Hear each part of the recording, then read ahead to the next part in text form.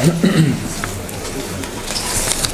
الله الرحمن الرحيم وأفضل الصلاة وأتم التسليم على سيدنا محمد النبي الأمي وعلى آله وصحبه وسلم تسليما كثيرا.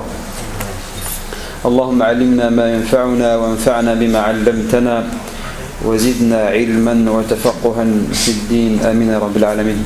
Mes chers frères, c'est tous les samedis pendant le mois du Ramadan de répondre ensemble à des questions qui sont posées, qui sont mises machallah dans la boîte là-bas, qu'on récupère. Alhamdulillah, frère Mustafa qui nous met ça sur feuille, machallah. On a essayé de répondre à quelques questions déjà la semaine dernière et il y en a d'autres, machallah. Donc il y en a qui concernent la foi, il y en a qui concernent la pratique, c'est-à-dire la jurisprudence, et il y en a qui concernent un peu la société, des sujets, des questions de société. Donc on va essayer de répondre à quelques questions aujourd'hui.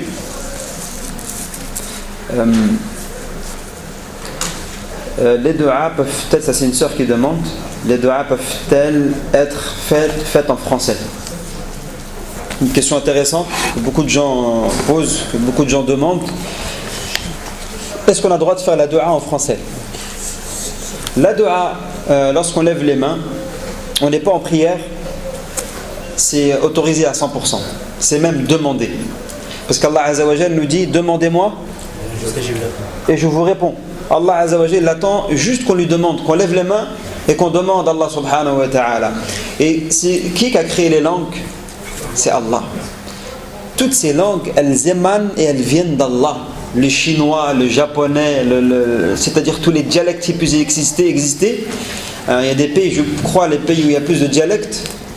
Il y a en Inde, déjà je crois qu'il y a je ne sais combien de dialectes, même au Maghreb, au Maroc, et même au Maghreb, en Afrique. Combien de dialectes? Allah Azza wa Jal, c'est lui le créateur, et c'est lui qui a établi ces langues. C'est lui qui les a créées, tabaraka wa ta'ala. Mais Allah Azza wa Jal, il veut de nous juste qu'on le demande, qu'on lui demande. Après peut-être la question, peut-être elle est peut-être plus pointue si on demande dans la prière. Dans la prière, est-ce qu'on a le droit de faire la du'a en français? Par exemple, je suis en soujoud, il y a une question qu'un frère je vois, il demande, il dit c'est quoi le meilleur moment dans la prière pour faire la du'a? On va lui dire c'est quoi mes frères? Soujoud. Donc quelqu'un, un francophone, il ne sait pas bien faire la du'a en arabe, et il sait que là il est proche d'Allah lorsqu'il est en soujoud, c'est là où on est le plus proche d'Allah, et comment il va demander? Donc là mes frères, la prière surérogatoire, c'est autorisé. Dans la prière surérogatoire, c'est autorisé de faire la du'a en n'importe quelle langue, de demander à Allah subhanahu wa ta'ala. Dans la prière obligatoire, il y a des fuqaha qui disent on n'a pas trouvé de dalil, de preuve juridique qui interdit la du'a en français en prière, même si elle est obligatoire. Donc il y a une petite divergence entre les fuqaha et les savants. Moi ce que je conseille, c'est même quelqu'un qui est francophone, qu'il apprenne les du'a, on appelle ça ummahat al-ad'iya, des du'a mères, des du'a où dans cette du'a il y a tout le bien. Comme quoi? Rabbana atina fid dunya hasana wa fil akhirati hasana wa qina adhaban nar. Après une du'a aussi qui est une du'a c'est-à-dire que je conseille que tout le monde l'apprenne. C'est une du'a très importante. Dedans il y a tout. Allahumma inni as'aluka min khayri ma sa'alaka minhu nabiyyuka Muhammadin sallallahu alayhi wa sallam wa a'udhu bika min sharri ma sta'adhaka minhu nabiyyuka Muhammadin sallallahu alayhi wa sallam wa anta al-musta'anu alayka at-tuklan wa la hawla wa la quwwata illa billah. Ça c'est en français. Ya Allah, je te demande tout le bien que ton prophète Mohammed, ton serviteur, t'a demandé. Et ya Allah, je demande refuge de tout le mal que ton prophète, cher prophète, t'a demandé protection. Donc dedans, il y a tout. Il y a aussi une dua qui est belle. Allahumma inni as'aluka al-jannata wa ma qarraba ilayha min qawlin aw amal. Wa a'udhu bika min an-nar. Wa a'udhu bika min an-nar wa ma qarraba ilayha min qawlin aw amal. Ya Allah, je te demande ton paradis. Et tout ce qui m'approchera de ton paradis comme parole ou fait et geste. Et je te demande protection de l'enfer et de tout ce qui me rapprochera de l'enfer comme parole, effet et geste. Donc celui-même qui est francophone, qui commence à prendre ces du'as et qui les dit en arabe dans la prière, et si vraiment il est débutant et il est nouveau dans l'islam, Inch'Allah ta'ala, même dans les prières obligatoires, il peut demander à Allah Azza wa Jal en français, Inch'Allah, il n'y a pas de problème.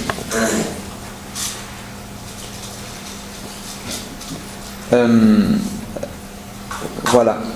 Une question intéressante aussi, c'est une sœur qui pose la question, qui dit comment brûler ou jeter un objet ou un document comportant des versets du Coran. Donc mes frères, des fois, on a des...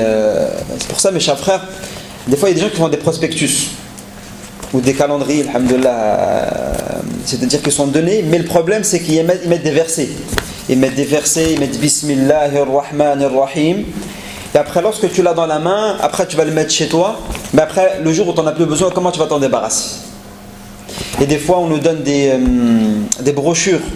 Il y a des hadiths, il y a des versets, il y a du Coran. Donc maintenant, comment se débarrasser de ces feuilles, de ces prospectus, alors qu'on n'en a plus besoin? Alors mes frères, et aussi les sœurs qui les écoutent, c'est une question d'une sœur, comment on peut se débarrasser? Des fois, on a un Coran qui est très ancien et qu'on ne lit plus. Et machallah, des fois, on a des livres de fiqh, des fois, on a des livres qui sont anciens, qu'on n'arrive plus à lire.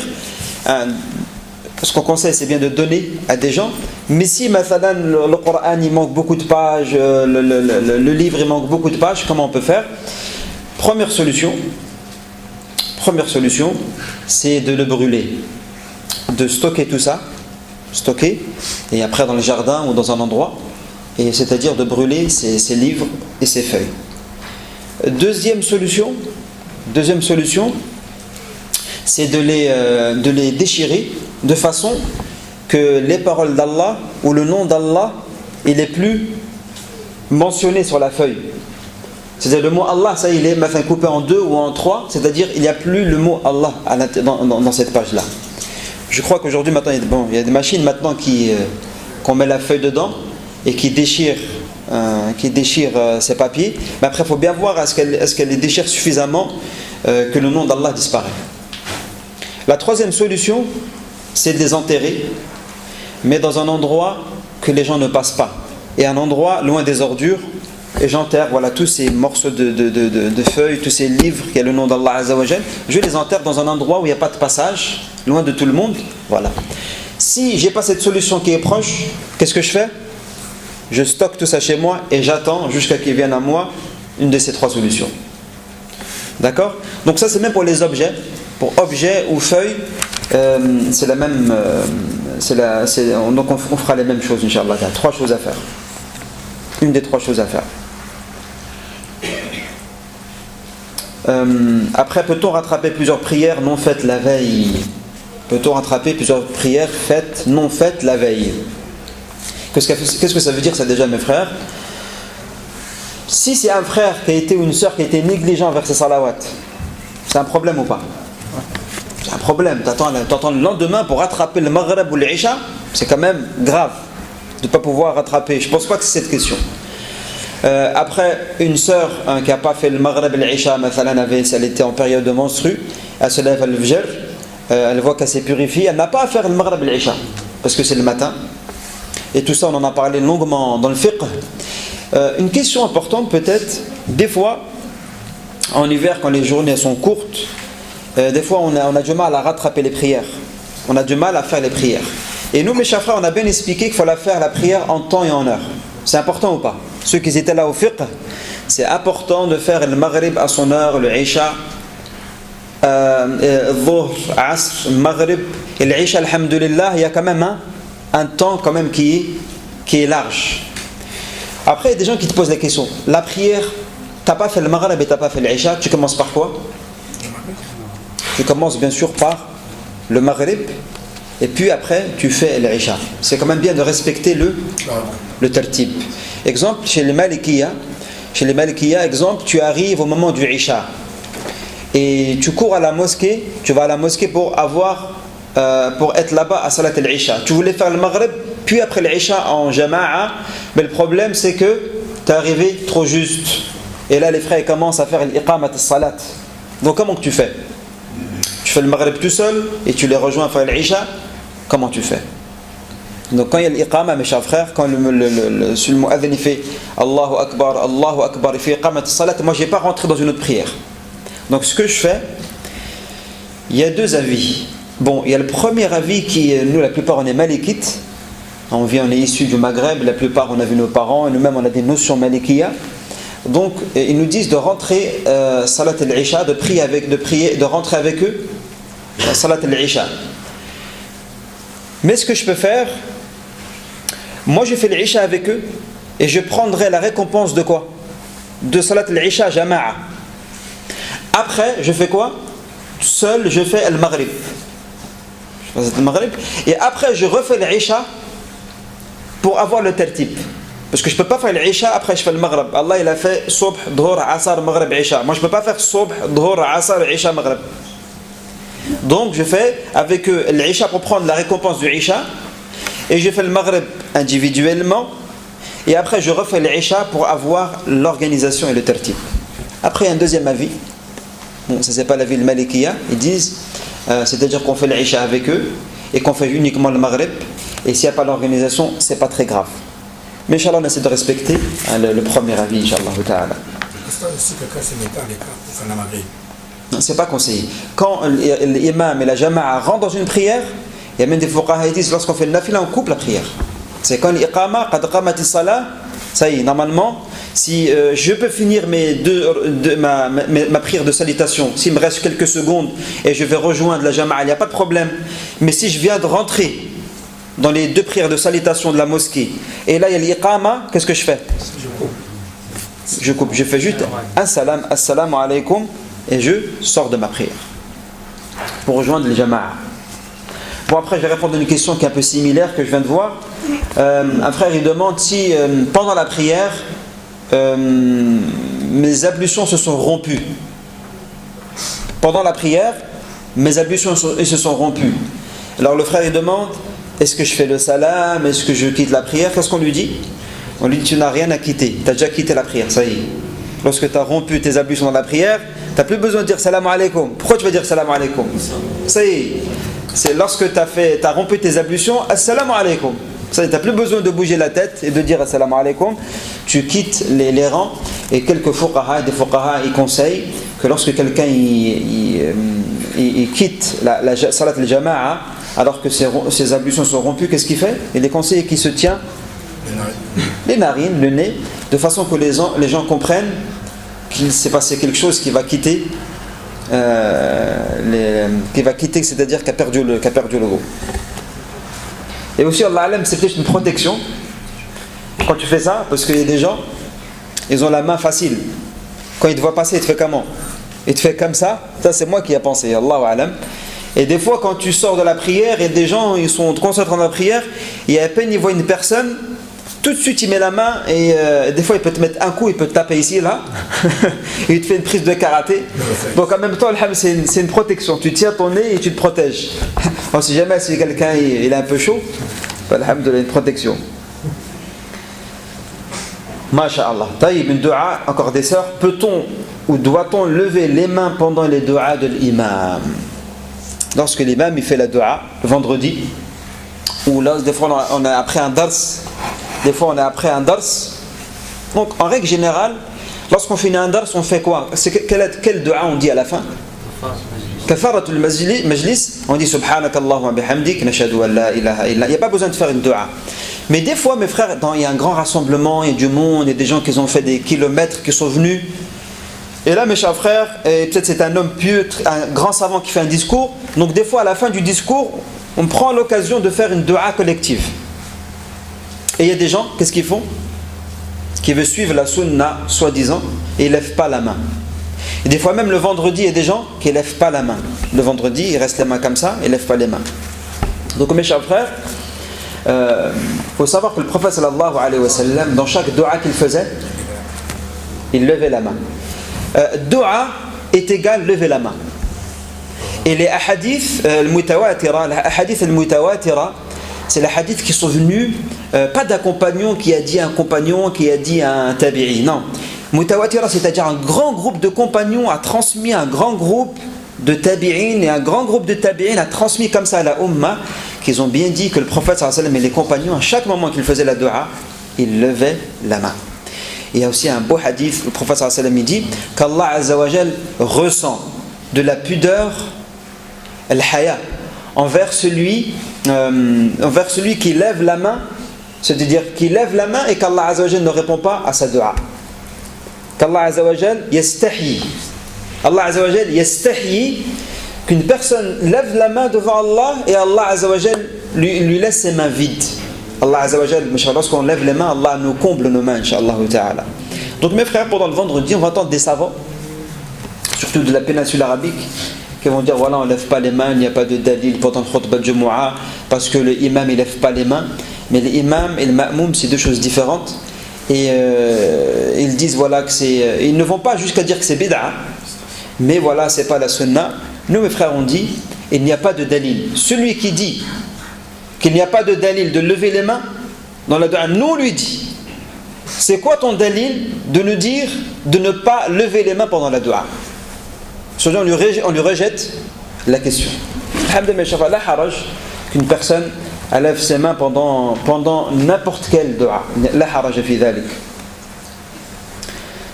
Mes frères, ça c'est un frère qui demande, peut-on faire des prières surérogatoires entre l'Asr et le Maghrib? Prières surérogatoires, mes frères, il veut dire nafila aussi, c'est-à-dire, voilà, entre l'Asr et le Maghrib, est-ce que je peux me lever? Je suis en train de dire le Coran à la mosquée, et je dis je vais faire quelques rak'at, et je me lève et je fais des rak'at. Ou je suis chez moi, et je dis je vais faire quelques rak'at entre l'Asr et le Maghrib. Non, mes frères, c'est un temps qui est réprouvé. L'Asr, vous savez que mes chers frères, entre l'Asr et le Maghrib, le temps il n'est pas très long. Et là, le soleil commence à décliner, Ghurub al-Shams, et il faut savoir que le soleil se lève entre deux cornes de shaitan et se couche entre deux cornes de shaitan. Et il y a même le zénith. Le zénith, c'est lorsque le soleil il est à son summum. C'est pour ça qu'on appelle ça le zénith. Et on voit même les adorateurs de soleil ou les adorateurs de feu. Et ben c'est des moments où ils adorent le soleil. C'est à ces moments-là qu'ils font leur prière. Au zénith, c'est là où ils se mettent à prier, et au lever et au coucher du soleil. Donc Sharia al-Din nous a dit que nous, dans ces moments, le lever du soleil, au zénith, et pendant le coucher du soleil, on évite de faire la prière.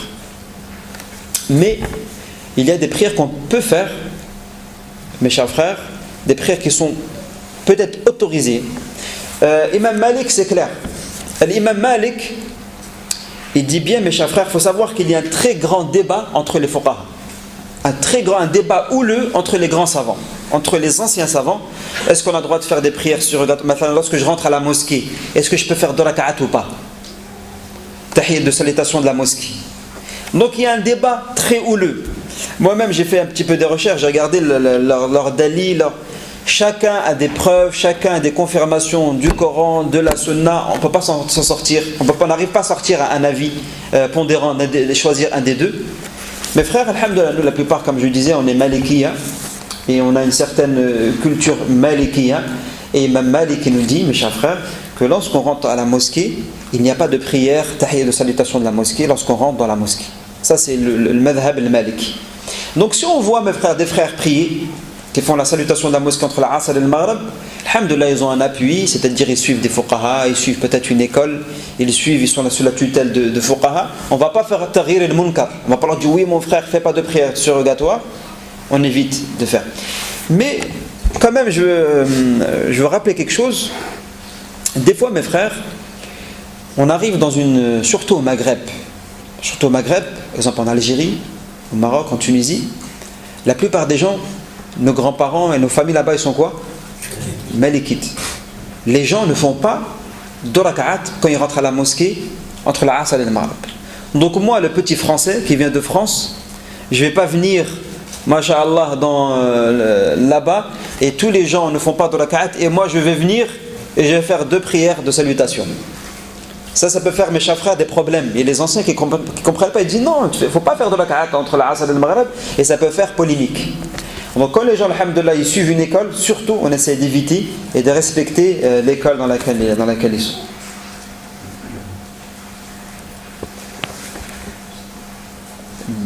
L'appel à la prière et l'iqama sont-ils obligatoires? L'adhan, est-ce qu'il est obligatoire? Et l'iqama de la salat, est-ce qu'il est obligatoire? Alors mes frères, dans une ville musulmane, on ne parle pas de la France, hein, on parle au Maghreb ou on parle dans un pays musulman, dans chaque ville, il est obligatoire qu'il y ait un adhan. Si on n'entend pas l'adhan dans une ville musulmane, c'est grave. Tous les musulmans ont pris des péchés. Il faut qu'on entende le nom d'Allah retentir au moment de la prière dans un pays musulman, dans une ville musulmane. D'accord mes chers frères? Donc ça c'est quelque chose. Après mes frères, est-ce que maintenant je suis en voyage, je suis chez moi à la maison, des fois je reçois des invités, je suis chez moi, je suis en voyage, est-ce qu'on doit faire obligatoirement l'adhan et est-ce qu'on doit faire obligatoirement iqamat as-salat? On va dire quoi mes chers frères? C'est-à-dire qu'il n'est pas obligatoire. On est maintenant 10, 15, il n'est pas obligatoire de faire l'adhan et l'iqama, mais il est quoi? Très recommandé de faire l'adhan et de désigner un frère qui a une voix alhamdoulilah bien et qui ne se trompe pas dans l'adhan et qui fait l'adhan et après qu'on fait iqamat as-salat tous ensemble et qu'on fait la prière. Et ça mes chers frères, même à la maison, des fois lorsque j'ai pas eu le temps d'aller à la mosquée, alhamdoulilah, j'ai 3-4 enfants, masha'Allah, pourquoi pas faire l'adhan? Il est demandé, les conseillers, de faire l'adhan. Tu dis un de tes fils, fais l'adhan, et après on fait l'iqama, et on fait, parce que nous on n'a pas écouté l'adhan à la mosquée. C'est bien d'écouter l'adhan. Donc mes chers les fuqaha disent, il est recommandé, même en famille à la maison, de désigner un de nos garçons qui sait faire l'adhan, donc on lui apprend à faire l'adhan, et de faire l'adhan. Bon, bien sûr, il faut qu'il fasse attention, il ne va pas commencer à faire l'adhan de la Mecque, masha'Allah, à 3h30 du matin, hein, et il va réveiller les voisins, masha'Allah. Non, tranquillement, c'est-à-dire sans réveiller, sans déranger les gens, mais de faire revivre cette sunna. Et vous savez que l'adhan, ça fait, c'est quoi les bienfaits de l'adhan? Ça fait fuir déjà les shayatines. Donc, masha'Allah, lorsqu'on est à la maison, on a l'occasion de faire ça, on fait l'adhan à la maison aussi, incha'Allah ta'ala. Ça, je connais des adans des horloges. Non, les horloges, il faut les adans. non, ça c'est des horloges, c'est en plus. C'est en plus. Mais qu'une personne fait l'adhan, rien ne remplace l'homme. Ça c'est une machine, c'est une cassette, mais ça ne remplace pas la personne. Et c'est pas obligatoire, je vous dis bien, c'est pas obligatoire qu'un de nous il fait l'adhan à la maison, mais c'est recommandé. Après là c'est un frère qui demande, mon fils de 7 ans fait la prière le soir quand l'Isha est tard, peut-il regrouper avec le Maghrib? Alhamdoulilah, 7 ans la prière n'est pas obligatoire. Alhamdoulilah, déjà de recommander à nos enfants à 7 ans de faire la prière, c'est un ordre. On doit ordonner nos enfants de commencer à faire la prière à 7 ans, de les initier. Pourquoi mes chers frères? La prière n'est pas obligatoire pour eux, mais c'est pour les initier jusqu'à ce que ça devienne quoi? Une habitude, hein? Donc alhamdoulilah, 7 ans, il n'y a pas de problème. Masha'Allah, il est tard, l'Isha il est tard.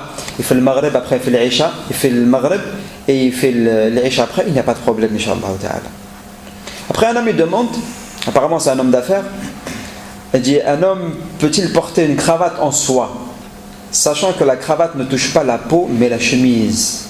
Masha'Allah. Donc mes chers frères, la soie elle est interdite à l'homme et elle est autorisée pour les femmes, mais elle est interdite à l'homme. Et il y a aussi quoi qui est interdit à l'homme? L'or et la soie. Et mes frères, parmi les punitions de la personne l'homme qui porte de l'or et de la soie, sur terre il sera interdit, il sera privé de la soie et de l'or au paradis. Alors il faut savoir, au paradis il y a beaucoup de soie, il y a beaucoup d'or, même pour les hommes. Alors mes frères, il est interdit aux hommes de porter la soie même si elle ne touche pas sa peau. Il n'y a aucune relation avec elle touche sa peau ou elle ne touche pas sa peau. C'est interdit à l'homme de porter al-harir et al-dhahab aussi. Une sœur demande, est-il autorisé de porter des djilbabs de couleur? Ça c'est une bonne question, on en a besoin aujourd'hui. Parce que mes frères et mes sœurs, aujourd'hui il y a Aujourd'hui, il y a une, on va dire comme une coutume, une coutume qui vient un peu de la péninsule. Et même au Maghreb, je pense, ici il y a beaucoup de Maghrébins, on vient tous du continent africain, et c'est-à-dire du Maghreb. Et mes frères, lorsqu'on voit nos parents, nos grands-parents, nos tantes au bled, elles mettent le hijab ou pas? Elles mettent le hijab. Mais le hijab qu'elles mettent, il n'est pas de couleur noire automatiquement, c'est vrai ou pas? Nous on a vu nos grands-mères, on a vu nos tantes, elles sont le hijab, elles sont masha'Allah bien habillées, mais c'est pas obligé. Le noir, le typique noir, au Maghreb, souvent même, je pense que même en Algérie et même dans beaucoup de régions au Maghreb, les femmes elles mettaient même un hijab blanc. Elles mettaient un hijab de couleur blanc. Et elles étaient bien couvertes. Alors aujourd'hui, mes chers frères, et mes sœurs aussi, on voit des sœurs que lorsqu'elles commencent à faire la prière, elles commencent à se mettre dans le din, et bien pour montrer qu'elle est bien dans le din, et elle met quoi? Elle commence à mettre quoi automatiquement? Du noir. C'est-à-dire, plus elle met du noir, plus elle montre qu'elle est plus dans la religion. Alors mes chers frères, il faut savoir que le noir, ce n'est pas une couleur religieuse. Le noir, ce n'est pas une couleur shari'a. Le plus important, c'est que la femme soit couverte. Et mes frères, exemple, des fois, surtout au Maghreb, les femmes au Maghreb, elles se couvrent, mais elles mettent des fois des couleurs. Elles mettent du beige, elles mettent du bleu, elles mettent des couleurs qui ne sont pas flashy, mais elles restent couvertes. Et quand une femme, elle met du noir, elle s'habille en noir et elle marche dans la rue, qu'est-ce qui se passe? Toutes les femmes, elles sont habillées mais d'une couleur, c'est-à-dire de couleurs différentes. Mais elle met du noir et elle est entre ces femmes, qu'est-ce qui se passe? Eh bien, elle commence à être remarquée et différenciée. Et je vois que les gens ils commencent à la regarder. Elle a mis le hijab noir pour se couvrir, mais qu'est-ce qui se passe en fait? Elle attire l'œil et le regard des gens sur elle. Et là, mes chers frères, nous on ne va pas interdire la couleur noire, c'est-à-dire on ne va pas interdire cette couleur, on ne va pas dire au soir mettez plus de noir, mais ce n'est pas une couleur religieuse. Il faut prendre des couleurs bien sûr qui sont surtout pas, il ne faut pas choisir des couleurs qui sont flash. La femme ne choisit pas des couleurs, des fois on voit des hijabs jaunes, fluo, des hijabs bleus, des hijabs bleu turquoise. Et ça mes chers frères, en fait ça c'est pas gharad al-hijab. Gharad al-hijab c'est que la femme se couvre et se voile. Mais si elle met des couleurs flashy, là elle attire les regards et il n'y a pas le maqsoud, il n'y a pas l'objectif du hijab. Donc il est autorisé à la femme d'avoir un jilbab de couleur, il n'y a pas de problème.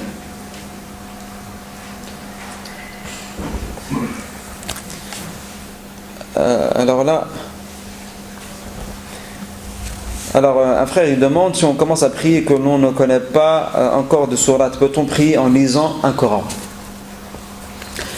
Mes frères, une personne qui vient de rentrer dans l'islam, exemple, une personne qui est novice dans la religion, qui est nouveau dans la religion, il ne connaît pas encore sourate al-Fatiha. Et il doit faire la prière est obligatoire pour lui. Donc, qu'est-ce qu'il doit faire? Celui qui ne connaît pas sourate al-Fatiha, il a deux choses à faire. Première chose, il doit commencer à apprendre sourate al-Fatiha. Et quand il fait la prière, qu'est-ce qu'il doit faire? Qu'est-ce qu'il doit dire? Il fait le dhikr. Il fait Allahu Akbar. Il ne connaît pas le Fatiha, il est en train de l'apprendre. Il fait Subhanallah, Alhamdulillah, La ilaha illallah, Allahu Akbar. S'il connaît que Allahu Akbar, il dit Allahu Akbar. Il connaît que Subhanallah, il dit Subhanallah. Il connaît un verset de Fatiha, il dit un verset de Fatiha. Ce qu'il connaît le Fatiha, il le lit. Jusqu'à qu'il apprenne surat al-Fatiha. Mes frères, des fois il y a des convertis, et ben le problème c'est qu'ils mettent du temps à apprendre le Fatiha. Ils mettent beaucoup de temps. Je connais des convertis à l'islam, ça fait 2 ans, 3 ans qu'il est dans l'islam et il ne connaît pas surat al-Fatiha encore. Il fait encore Subhanallah, Alhamdulillah, Allah Akbar. Il y a même des frères qui lisent surat al-Fatiha en français.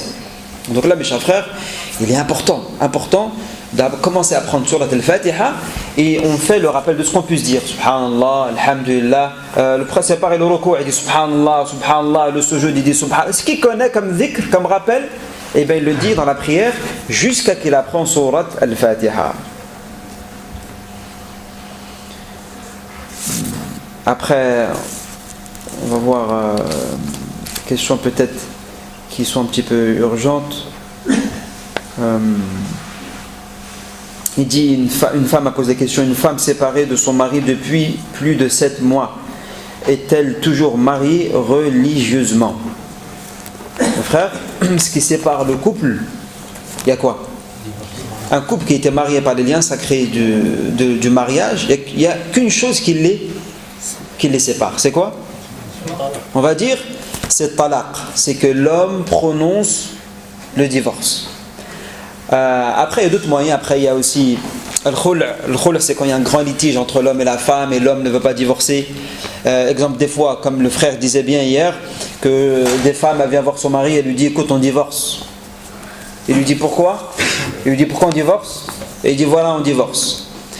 Et là, mes frères, lorsque l'homme ne connaît pas la cause du divorce, déjà, mes chers frères, la femme,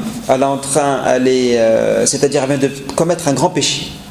Le prophète sallam a parlé de la femme qui divorce sans cause.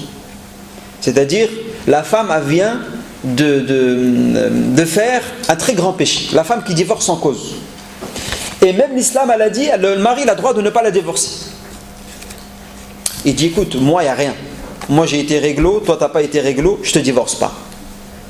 Après, la femme, elle peut venir et lui dire, écoute, si tu veux, comme on ne s'entend pas, on n'était pas ensemble, eh bien, akhla nafsi, c'est-à-dire que je te donne la dot que tu me dois, ou je te donne une somme d'argent. L'homme, il ne veut pas. Et dit voilà, je te donne une somme d'argent et voilà pour que tu puisses me divorcer. On appelle ça al-khul'. Et après il y a d'autres choses, mes chers frères, ça on verra ça dans le fiqh, incha'Allah ta'ala. Exemple, l'homme lorsqu'il disparaît. Il y a des histoires, mes chers frères, comme ça, l'homme ne donne plus de nouvelles. Ou l'homme qui est en prison, qui est emprisonné pendant des années.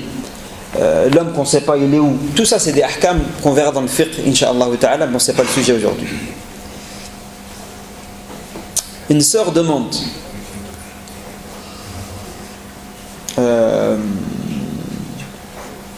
Une femme demande, peut-on écouter, ça c'est une question importante, peut-on écouter un dars à la mosquée si on est indisposé et peut-on rester dans la salle de prière? Ça c'est une question très importante. Alors est-ce que la femme qui est indisposée, est-ce qu'elle a le droit de venir à la mosquée? Bien sûr, elle ne va pas faire la prière, mais est-ce qu'elle a le droit de venir, de s'asseoir dans la salle de prière et d'écouter le dars? Mes frères, les fuqaha, il faut savoir que les fuqaha des 4 écoles, Imam Malik, Abu Hanifa, Imam Shafi'i, Imam Ahmad, n'ont pas donné l'autorisation à la femme de pénétrer et de rentrer dans la mosquée pour voir les sœurs ou pour écouter un dars, mais dans la salle de prière. Ils n'ont pas donné l'autorisation. Et après, il y a un deuxième avis, mais qui est quoi? Qui est minoritaire, de Ibn Hazm et de son cheikh Zahiri. Et c'est un avis qui est minoritaire, qui disent la femme a le droit de rentrer, il n'y a pas de dalil véridique ou qui est vraiment clair qui interdit la femme de rentrer à la mosquée. Nous on dit non, moi je ne peux pas mettre la parole des 4 imams comme ça, elle est balayée pour 2 paroles ou une parole des savants qui sont venus bien après. Donc mes chers frères, ces grands savants ne peuvent pas mettre leur parole de côté. Mais voilà, est-ce que la femme, elle peut rentrer, pas dans l'enceinte, pas dans la salle de prière? Est-ce que la femme peut rentrer dans une autre, par exemple, elle entre dans l'entrée de la mosquée, dans une salle c'est-à-dire qui a été aménagée pour autre chose que la prière? Est-ce qu'elle a droit? Alors d'autres fuqaha, comme Ibn Qudama, il parle de la femme que pendant Ramadan, elle veut venir, elle veut faire comme une retraite spirituelle, mais à l'extérieur, dans l'enceinte de la mosquée. Alors, Ibn Qudama, il dit que si la femme, elle a comme un petit abri dans l'enceinte de la mosquée et qu'elle est pendant le mois du Ramadan, elle reste là-bas quelques jours, lui, il voit que c'est autorisé. Et d'autres fuqaha, ils l'ont suivi, et ils disent que la femme, si elle reste pas dans la salle de prière et elle reste un petit peu loin, c'est autorisé. Donc nous, ce qu'on peut dire aux sœurs, c'est qu'elles ne rentrent pas dans la salle de prière et soit elles restent à l'entrée de la mosquée ou soit dans une salle qui est aménagée pour autre chose que la prière. Inch'Allah ta'ala, il n'y a pas de problème. Mais qu'elles ne rentrent pas dans l'endroit où on fait la prière ou que les femmes, elles font la prière.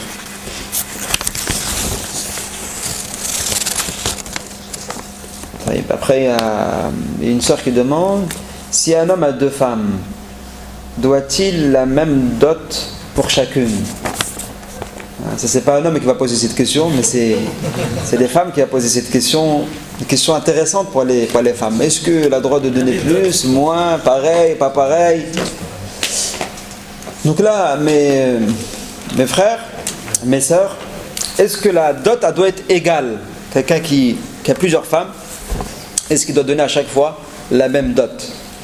Le prophète sallallahu alayhi wa sallam, à peu près, si je me rappelle bien, les dots des épouses du prophète sallallahu alayhi wa sallam, elles varient à peu près 400 dirhams, à peu près comme ça. Et les filles que le prophète sallallahu alayhi wa sallam a mariées, ces filles, leur dot varie entre 500 dirhams.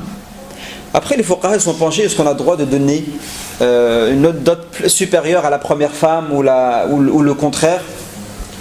Donc les fuqaha, ils ont dit que l'adl, vous savez l'adl, c'est de donner la justice.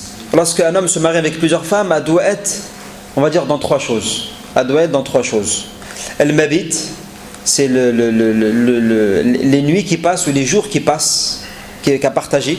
Voilà, 2 nuits. C'est pas il fait 3 nuits ou 3 jours chez une femme et 2 jours chez une femme. Non, al-mabit, elle doit rester. Et il y a aussi après le kiswa.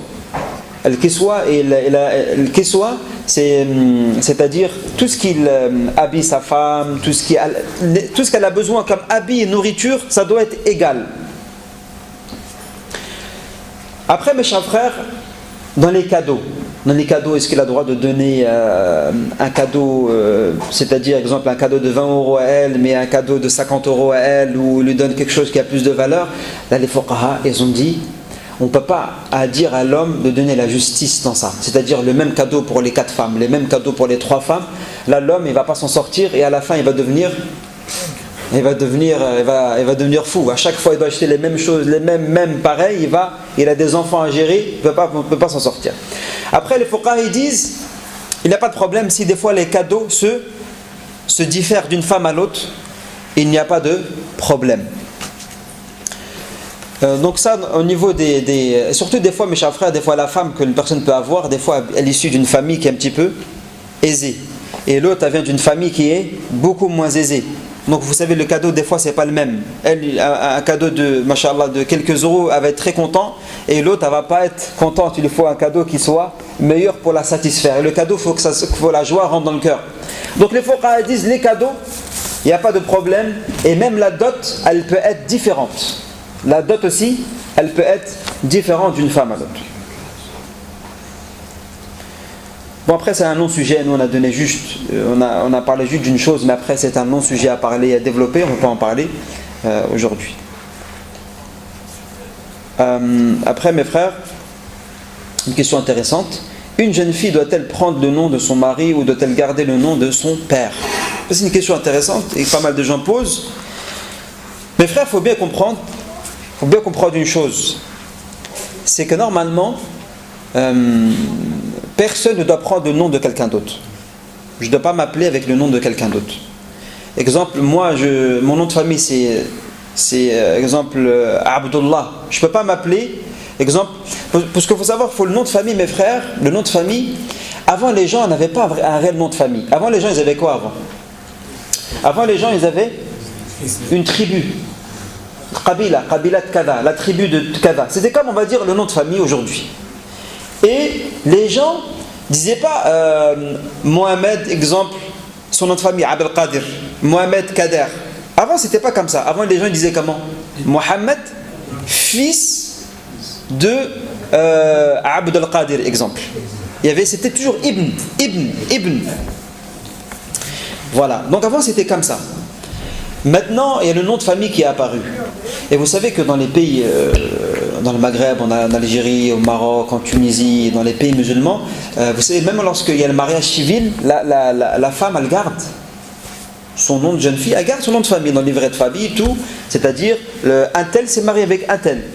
Mais en Europe, quand on fait un mariage civil, la plupart des cas, c'est que la femme, elle prend le nom de famille de son mari. Jusqu'à que, mes frères, que la femme, exemple, vous avez vu dans les familles françaises, lorsque la femme apprend le nom de famille de son mari, après comment il l'appelle les gens? Madame comment? Madame, il donne le nom de famille de son mari. C'est comme si elle faisait partie intégralement de cette famille-là. Et si tu demandes à quelqu'un, c'est quoi le nom de famille de cette femme? Personne ne sait.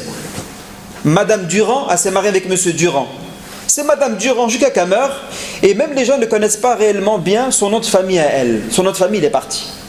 Et ça, l'islam, elle n'aime pas trop ça. L'islam, elle n'aime pas trop qu'on prend le nom de famille, qu'on oublie, qu'on jette le nom de famille de ton père et qu'on ne calcule plus. Donc moi, c'est une question que je pose. Je ne sais pas, est-ce qu'en France, on peut se marier civilement et que la femme elle peut garder son nom de jeune fille? Est-ce que c'est possible? Ça, je vous pose la question. Qui a la réponse? Voilà. Donc maintenant, alhamdulillah. Donc si la femme elle peut se marier civilement et garder son nom de jeune fille, dans la carte d'identité, elle a son nom de jeune fille, dans ses papiers, elle a son passeport, elle a son nom de jeune fille, alhamdulillah, là on va lui dire, elle n'a pas droit de choisir comme nom de famille, le nom de son mari comme nom de famille. Donc si on a le droit, alhamdulillah. Si maintenant vous m'avez dit on n'a pas le droit, qu'est-ce que j'aurais dit? C'est-à-dire là ça devient une nécessité, il n'y a pas de problème. Mais alhamdulillah, c'est-à-dire qu'il faut savoir que nous, dans les... Naam, nom de jeune fille. Voilà, donc il n'y a pas de problème. Donc comme si dans le mariage civilement, ils vont l'appeler, elle va avoir son nom de jeune fille. Donc à chaque fois ils vont l'appeler madame avec le nom de jeune fille de son père. Et elle est mariée civilement, il n'y a pas de problème. Une question? Mes chers frères. Donc tous ceux qui ne sont pas encore mariés, donc ceux qui sont mariés, c'est trop tard. Mais ceux qui ne sont pas encore mariés, ceux qui sont mariés, que leur femme a pris le nom de leur mari, A'fallahu amma salaf. Il n'y a pas de problème. Mais les nouveaux mariés qui ne sont pas encore mariés, peut-être ils font un petit divorce comme ça. Machallah. Ceux qui ne sont pas mariés, Inch'Allah ta'ala, dès maintenant, voilà, ils essaient de faire en sorte que leur femme, elle garde le nom de jeune fille, Inch'Allah ta'ala. Maintenant, pour les enfants, parce que la loi Harsel, par exemple, les enfants peuvent porter soit le nom du père et de la mère réunis, soit que le nom du père. Non. Là, les enfants, ils prennent le nom du père. Ça, c'est. Il n'y a pas de négociation. Hein? Et là, une sœur nous demande, peut-on retirer son hijab sur son lieu de travail quand cela est obligatoire et que l'on est contraint de travailler? C'est une grande question. Donc mes chers frères, est-ce que la femme elle peut retirer son hijab dans le lieu de travail? Si moi, je dis oui, elle a droit parce qu'elle a besoin de travailler, qu'est-ce que je viens de faire moi en disant ça? Est-ce que j'ai le droit de dire ça? Oui, alhamdoulilah, en 2014, la femme, il faut qu'elle bosse, il faut qu'elle travaille pour bien finir les fins de mois, comme ça ils vont aller en vacances, après ils ont besoin d'argent, un budget. Et si je dis ça moi, j'ai le droit de dire ça moi? Non. C'est grave, j'ai pas le droit de dire ça. Donc mes chers frères, est-ce que la femme a le droit de retirer son hijab? Non. Retirer de son hijab, c'est catégorique. Elle n'a pas le droit de retirer son hijab. Personne ne peut lui retirer son hijab. Allah Azza wa Jalla lui a ordonné qu'elle garde son hijab. Son hijab, c'est son din. Son hijab, c'est quoi mes frères? C'est le din de la femme. Et c'est son honneur. Et Allah Azza wa Jalla, mes chers frères, Allah Azza wa Jalla, il a élevé la femme. Il a élevé la femme lorsqu'il lui a ordonné de garder son hijab pour être protégée du regard des hommes, à mes chers frères, pour qu'elle se protège des regards des autres hommes et qu'elle garde sa beauté. Pour qui, mes chers frères? Pour son mari, pour sa famille. Donc c'est pas négociable. La femme ne peut pas retirer son hijab pour le travail. Et mes frères, il faut savoir que le travail n'est pas obligatoire. Le travail pour la femme, c'est pas une obligation, surtout déjà quand le mari il travaille. Et mes frères, là on est rentré dans une société de quoi? De consommation. Aujourd'hui, on ne suffit plus aujourd'hui. Les gens ne se suffisent plus de 1200, 1300 euros. 1200 euros, 1300 euros. Les gens, ils ne suffisent plus. Ils veulent combien maintenant? Combien de salaire? Al-Hajj, combien ils veulent tous les mois maintenant? 5000 ou ils n'arrivent pas à roter encore. Non.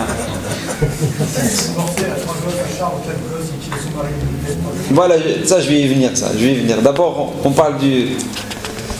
Alors mes frères, surtout quand le mari travaille, alhamdulillah, il gagne sa vie même modestement, Et mes chers frères, nous déjà on travaille avec qui? On travaille avec Rabbi, on travaille avec Allah. Et nous on veut quoi mes chers frères? Est-ce qu'on veut l'argent d'abord ou on veut la baraka? Non, on veut la baraka. Parce que celui qui a l'argent et qui n'a pas la baraka, qu'est-ce qui va se passer dans sa vie? Wallah mes chers frères, chaque fois qu'on n'a pas la baraka dans notre vie, on le paye cher. Chaque fois qu'on n'est pas dans les ordres d'Allah, on ne se conforme pas aux lois d'Allah, qu'est-ce qui se passe? Il y a toujours des problèmes à côté. Toujours des mashakil, des problèmes. Et quand on se conforme à din, regardez mes chers frères, nous tous on a grandi la plupart en France. Il y en a, ils ont grandi au pays, au bled. Et il y en a beaucoup ici, ils ont grandi en France. Nos parents à nous, notre mère à nous, est-ce qu'elle a travaillé? Nos mamans à nous, elle travaillait? Elle travaillait où? Au foyer, à la maison. Et c'est qui travaillait? C'était le père. Et le salaire du père, c'était quoi les salaires qu'il avait? C'était quoi les salaires les enseignants sont là. Combien ils gagnaient par mois, mes frères? 600 €. Combien ils gagnaient par mois? Et ils avaient combien d'enfants? Aujourd'hui, mes chers frères, même 3 enfants, 4 enfants, c'est quand le 4e il vient, on est en panique. On dit comment on va gérer, comment... Déjà là, à 5 places, ça suffit plus, il faut que j'achète une grande voiture, comment je fais? Enfin, c'est vrai, c'est pas vrai.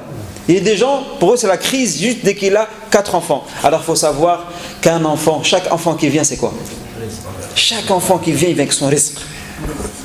Allah, il n'a pas le Coran. Chaque enfant qui vient, il vient avec sa subsistance. Allahu Akbar. Baraka. Alors, nos parents à nous, mes frères, quand ils sont venus en France, ils ne parlaient pas bien français. La mère, elle connaissait même pas, même quand le facteur il vient, elle ne sait même pas parler, elle lui parle en arabe. C'est vrai ou pas? Le père meskin, il parle 2-3 mots. On appelle ça l'orat al-khubz. Ce sont des msakin, ils ont essayé d'eux. Et ils ont fait grandir des enfants ou pas? Ils ont fait grandir des enfants, machallah, ils ont inculqué des bonnes bases. Et là, mes chers frères, il faut bien réfléchir. Que la femme travaille, ça c'est un argument, c'est pas une excuse que la femme travaille, il faut qu'elle peut enlever son hijab. Et là, mes chers frères, on va en parler demain, de toute façon, on va parler encore de la famille demain, on va pas s'attarder sur ça. Après, mes chers frères, même si la femme elle a besoin de travailler, si la femme elle a besoin de travailler, car elle est divorcée, elle est seule et elle a des enfants. Moi, je ne peux pas lui dire, ma soeur, enlève ton hijab pour travailler. Je peux lui dire une chose, crains Allah. Crains Allah. Et si tu crains Allah, et tu décides, par ta crainte d'Allah, de ne jamais retirer ton hijab, Allah Azza wa Jal va te ramener un travail avec beaucoup plus de baraka et d'aisance. Même tu as des enfants, même tu es divorcé, garde ton hijab. N'enlève surtout pas ton hijab. Ne vends pas ton hijab. Garde ton hijab et cherche du travail. Et Allah Azza wa Jal, tu vas voir, il va te ramener un travail qui va être compatible avec ton dîn. Et combien maintenant, alhamdulillah, il y a des travails où la femme elle peut garder son hijab, elle peut travailler. Il faut qu'elle cherche. Il y a un sacrifice, mais après il y a une grande ouverture d'Allah tabaraka wa ta'ala. Donc moi ici, je peux dire à aucune femme, même, c'est-à-dire sa situation elle est un peu difficile, moi aujourd'hui, ici je ne peux pas lui dire qu'elle retire son hijab. Car Allah Azza wa Jal n'autorise pas qu'elle enlève son hijab. C'est un travail avec les femmes. Voilà, c'est-à-dire s'il y a un travail, moi je parle du travail, attention mes frères, il faut bien me comprendre, moi je parle du travail où avec, il y aura de la mixité. C'est pour ça qu'elle demande à Allah et qu'elle fait l'effort de chercher un travail, qu'elle soit, mes chers frères, qu'elle soit qu'avec qui? Entre femmes, qu'elle soit entre femmes, ou qu'elle travaille avec dans l'enfance, c'est-à-dire qu'elle travaille dans les enfants, ou qu'elle est seule. Il y a des métiers où la femme, qu'est-ce qu'elle fait? Par exemple, je ne sais pas moi, il y a des métiers où la femme, elle a une mission, mais elle est seule, elle n'est pas accompagnée ni d'homme ni de femme. Ou des métiers où elle peut garder son hijab. Soit elle peut garder son hijab, ou soit elle peut le retirer, mais qu'elle soit accompagnée que de femmes, ou dans l'enfance, ou qu'elle soit seule, il n'y a aucun problème. D'accord? Donc ça, il faut bien souligner cette note-là.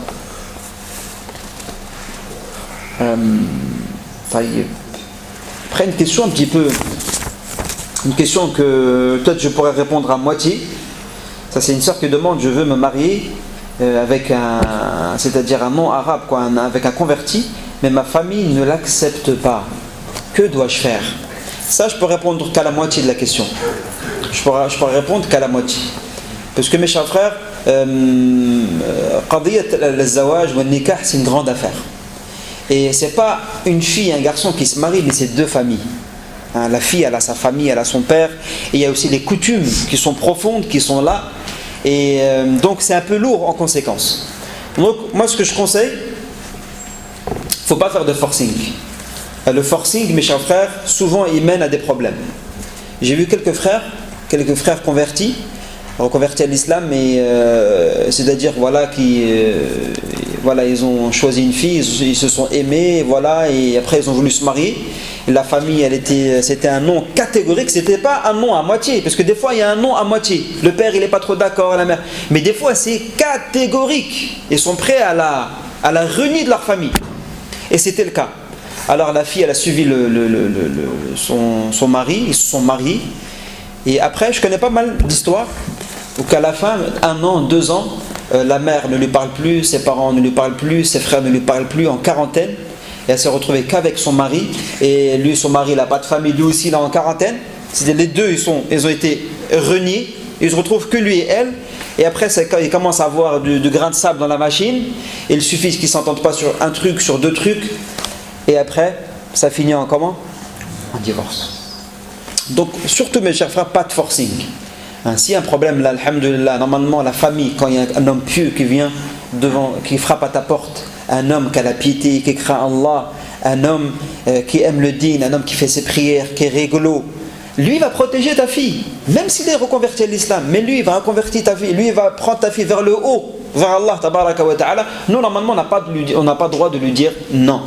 Mais quand des coutumes des fois elles sont fortes, et le père il ne fréquente pas les mosquées, le père et la mère ils sont dans leurs bottes et ils ne veulent pas te reconvertir à l'islam, là ça va être un problème. C'est pour ça qu'il faut beaucoup de tact, beaucoup de sagesse, beaucoup de hikmah, utiliser des gens qui peuvent peut-être déblayer le chemin et qui peuvent contacter le père et adoucir les parents, Inch'Allah ta'ala. Ça c'est la réponse que je peux te donner.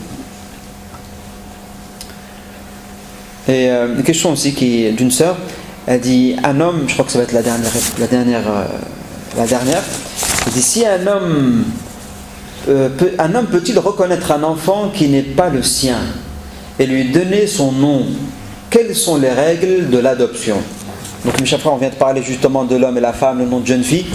Donc mes frères, il est strictement interdit, et c'est dans le Coran, dans Surat les Coalisés, la première page, lisez, Allah Azza wa Jal, il dit appelez les gens par leur père, ud'uhum li abaihim, c'est-à-dire appeler les gens par leur père. Donc mes frères, alhamdulillah, c'est bien des fois, wallah mes chers frères, c'est un grand khayr, un grand bien d'adopter un enfant. Frère, wallah, et je parle surtout aux gens qui ont déjà marié leurs enfants, ou qui ont leurs enfants qui sont assez grands, ou même qui ont des petits enfants mais qui sont en mesure de pouvoir adopter un enfant. Je vous dis franchement, c'est un ticket pour le paradis. Parce que juste passer sa main sur un yatim, sur un orphelin, c'est comme si tu caresses le paradis. C'est-à-dire, le prophète sallallahu alayhi wa sallam dit Man takaffala yatim. Le prophète dit celui qui prend en charge un orphelin, moi et lui on sera au paradis comme l'index et le majeur. Comme ça, on sera comme ça au paradis. Donc celui, mes chers frères, qui arrive, et surtout mes chers frères, je parle aussi, des fois il y a la destinée a fait que des gens ils se marient, ils n'arrivent pas à avoir d'enfants. Surtout là. Et des gens ils perdurent et ils n'ont pas d'enfants. Mes frères, pensez à cette solution. Si vous connaissez des gens, pensez à cette solution. Si vous avez fait toutes les causes, d'abord spirituelles et les causes de la ruqya. Je vous dis mes frères, des fois il y a des gens qui n'arrivent pas à avoir d'enfants à cause de la ruqya. Il y a un problème d'un sihr, ou il y a un problème des fois d'un djinn. Il suffit que des fois il y a l'aïn aussi, et ça peut bloquer le processus d'avoir un enfant. Je connaissais un couple, pendant 12 ans ils n'ont pas eu d'enfant. 12 ans, ils ont fait des causes médicales, ils ont pris kada, des trucs médicinaux, ils n'avaient pas d'enfants. Et un beau jour, ils ont pensé, mais pourquoi on n'a pas été voir un raqi? Parce que souvent, nous, on pense à ruqya quand il y a un djinn, qu'on voit quelqu'un, il fait n'importe quoi, ou il commence à avoir les yeux rouges, on dit, ouais, il faut qu'il va faire ruqya. Mais des fois, ça ne se voit pas trop. Alors, l'homme, il a pris sa femme, et en fait, alors il lui a fait l'homme, il a fait une ruqya, et elle a fait même une hijama. Elle a fait aussi une hijama, et quelques temps après, la femme elle est tombée enceinte. Donc on est rentré dans un sujet là, on a ouvert une autre porte, mais au pire, on a utilisé les causes spirituelles, les causes de la ruqya, les causes médicales, on n'a pas réussi à avoir d'enfants. Si vous connaissez des gens, même s'il y a des gens ici, qui pensent à adopter un enfant, Après mes frères, est-ce qu'on a le droit d'adopter un enfant? Naam, c'est vivement conseillé d'adopter un enfant. Est-ce que je dois lui donner mon nom? Moi je m'appelle Mathalan, mon nom de famille. Mon nom de famille c'est Qadir. Est-ce que j'ai le droit de prendre le petit Abdullah qui vient du bled ou qui vient de France, musulman, il s'appelle Abdullah? Est-ce que j'ai le droit de mettre dans les instances ou là, de l'inscrire civilement ou dans les papiers Abdullah Qadir, que devient mon fils comme mon fils? Non. Ça c'est strictement interdit, il n'a pas le droit. Donc s'il a un nom de famille, alhamdoulilah, son nom de famille, et les fuqaha disent, après je ne sais pas, est-ce qu'on peut civilement, de lui choisir, de lui inventer un beau nom de famille. On lui invente un beau nom de famille et qu'il le garde. Et moi je garde le mien, mes enfants gardent le leur, et lui il aura son nom de famille. Après mes frères, il faut savoir que le fils adoptif, il faut faire attention, puisque quand il grandit, il faut faire attention. Quand il grandit, après ça devient un adolescent, il a 12 ans, il a 13 ans, il a 14 ans. Et après si on a des filles, ça peut faire problème. Donc il y a même des gens qui conseillent, des fois, je vous parle en général, de même, ça aurait été bien si les bébés, même de l'allaiter, que la mère adoptive, elle l'allaite comme ça, et deviennent frères de lait. Ça, les gens au bled, ils faisaient beaucoup ça. Ils le prennent petit bébé et la femme l'allaite, comme ça il devient frère, comme ça même ils peuvent enlever le hijab, c'est quelqu'un de la famille, normal. Mais si c'est pas un frère de lait, c'est problématique, parce qu'après les filles et les garçons, tout ça, il faut que ça soit respecté. Enfin, Inch'Allah ta'ala, il y a encore d'autres questions, on va laisser ça Inch'Allah pour samedi prochain, bi'idhnillahi ta'ala, in kana fil umri baqiya. Une question rapide qui est pour au sujet de ce qu'on vient de dire. Dans la reconnaissance de ces enfants, si maintenant c'est des enfants adultérins, parce qu'on a dit société, ou c'est maintenant, est-ce qu'on a besoin de les reconnaître? De les reconnaître comment? Non, s'il a un nom de famille, on lui prend son nom de famille. Non, j'ai dit de l'adopter. Non, son enfant adultérant, est-ce qu'on a le droit de le reconnaître? De reconnaître comment? Un enfant adultérant, son enfant adultérant, est-ce qu'on a le droit de le reconnaître? Ah, le sien? Oui, adultérant. Ah, ça c'est... si quelqu'un il a un enfant, c'est-à-dire de zina. Voilà. Si un enfant de zina, ça c'est très problématique.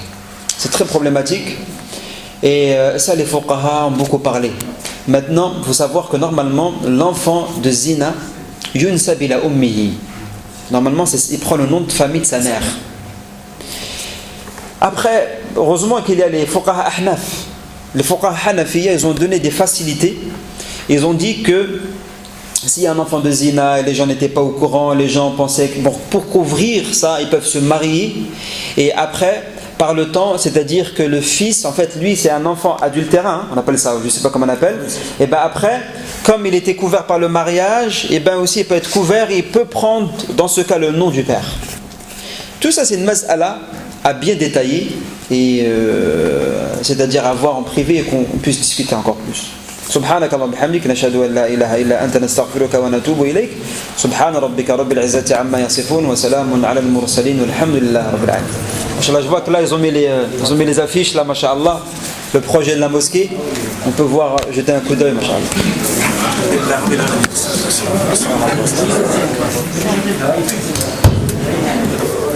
Parce qu'on est dans une société maintenant.